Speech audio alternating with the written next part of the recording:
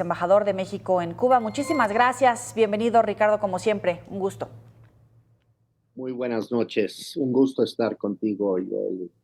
Mucha información en, evidentemente, Colombia, por supuesto, la frontera de Chiapas con Guatemala y también en los Estados Unidos. Primero quisiera, ya que estamos en el tema de Colombia, evaluar la situación que se vive en aquel país, sobre todo en el contexto, evidentemente, de los personajes colombianos, al menos 12 exmilitares y militares en función, que habrían estado operando un ataque contra fuerzas mexicanas en los límites de Michoacán y Jalisco.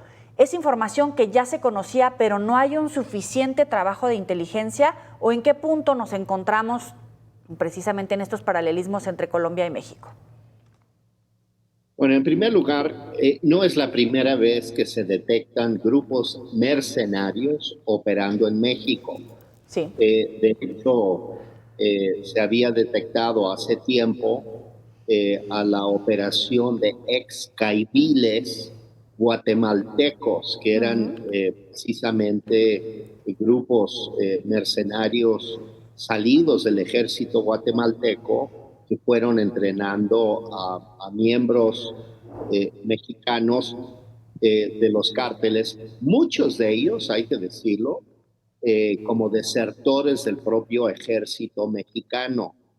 En este caso, la aparición de la presión también, porque aprendieron, como lo ha dicho el secretario García Harfuch, un grupo numeroso de colombianos, ex soldados y algunos civiles, pero también con entrenamiento militar, eh, que se dedican no solamente a actividades militares, de tácticas militares, sino también de cuestiones de inteligencia.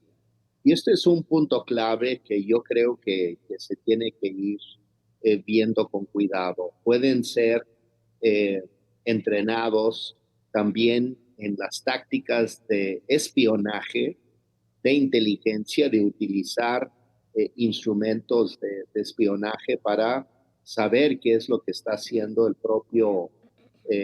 la propia autoridad eh, militar mexicana frente a estos grupos armados. Entonces, en realidad estamos enfrentando a algo muy peligroso y hay que tener mucho cuidado de que pudiera crecer este fenómeno en nuestro país. Por los efectos que puede tener en México, pero hoy también sirve como leña al fuego en el discurso de Donald Trump de la penetración de grupos criminales de diversas, con diversos objetivos desde el extranjero a través de México para llegar evidentemente a Estados Unidos. Y se da precisamente esta información cuando hay un momento de tensión entre México y Estados Unidos. Por un lado, por las redadas, por la amenaza del impuesto a las remesas, por los aranceles a acero y aluminio, es decir, hay muchos frentes abiertos. Muchos y muy graves. Hay que decir que yo no recuerdo un momento en la historia de los últimos 30, 40 años en la relación bilateral México-Estados Unidos con tantos peligros y tantos frentes abiertos. Por ejemplo, vi la grabación del presidente del Senado de México, Gerardo Noroña, Fernández Noroña. burlándose de los senadores estadounidenses que están planteando incluso elevar el porcentaje que van a grabar a las remesas. Una cosa es querer burlarse, minimizar las cosas y que muestra una falta de oficio absoluto político, diplomático, por lo menos el presidente del Senado mexicano. Lo mejor que él puede hacer es callar la boca y no estorbar mientras la relación México-Estados Unidos se deteriora. Porque está el tema muy grave, sí, de grabar las remesas, pero está el tema de los aranceles.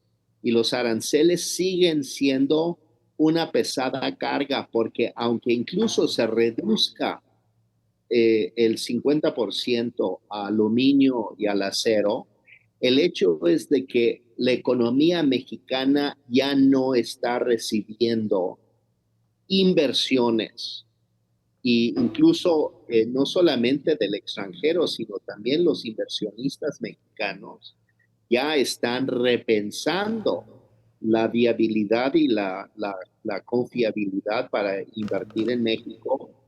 Máxime que el desastre de la elección judicial está mostrando que México perdió el estatus de tener un poder judicial autónomo, ya es un poder judicial partidizado completamente por el tema de los acordeones, etcétera. Entonces, todo esto se va acumulando y se piensa que no, que el poder, la votación del poder judicial es una cosa, las tarifas y remesas son otra cosa y lo de California son otra cosa. No, es todo, es el conjunto de cosas. Hoy precisamente la secretaria de Seguridad Interior de Estados Unidos acusó de nombre a la presidenta de México, Claudia Sheinbaum, de estar alentando la violencia en Estados Unidos. La presidenta, por supuesto, que inmediatamente dijo que era una falsedad, pero lo cierto es que su partido había convocado a una manifestación el día de hoy en frente de la embajada americana para protestar en contra de las decisiones de las redadas del gobierno de Estados Unidos. Es decir, hay un doble lenguaje. Escuchamos a Noroña en el Senado y escuchamos a Morena convocando a una gran manifestación en frente de la embajada americana, concentración que efectivamente cancelaron, pero lo cancelaron porque se dieron cuenta de que es una torpeza absoluta la conducta del gobierno de México y Morena, tratando de ser, por un lado, revolucionarios de cocina, pero por el otro lado, tratando de negociar con el gobierno de Estados Unidos en términos de iguales. Entonces, tenemos que decidir. Y en ese sentido, la posición incluso de la propia presidenta ha ido en tono cambiando de estar alentando en la defensa y las movilizaciones a hoy llamando a que no. Afortunadamente ahora, al parecer, la alcaldesa de Los Ángeles acaba de decretar un estado de queda en el centro de Los Ángeles. Entonces, eso puede ayudar a ir como tranquilizando un poco las cosas, pero México está cometiendo muchos errores en el manejo político diplomático y se ve que Morena hace una cosa, quieren agradar a sus sectores más radicales que quieren elevar el discurso anti-yanqui, digamos, por decirlo con absoluta franqueza. Y por el otro lado, la presidenta quiere ser una interlocutora seria que está conduciendo las relaciones como una persona responsable que tiene control sobre su propio país. Pero si vemos la incursión de las fuerzas de seguridad de México a Guatemala este domingo, y ahora estamos viendo este intento de convocatoria en frente de la embajada americana para hoy, que insisto, se canceló, pero estaba convocado por Morena. Entonces, estamos viendo de que no hay un sola posicionamiento del gobierno de México. Es Ricardo Pasco. Embajador, como siempre le apreciamos la claridad y la certeza de sus comentarios. Si nos permite, estamos en contacto a lo largo de la semana. Buenas noches. Buenas noches, muchas gracias.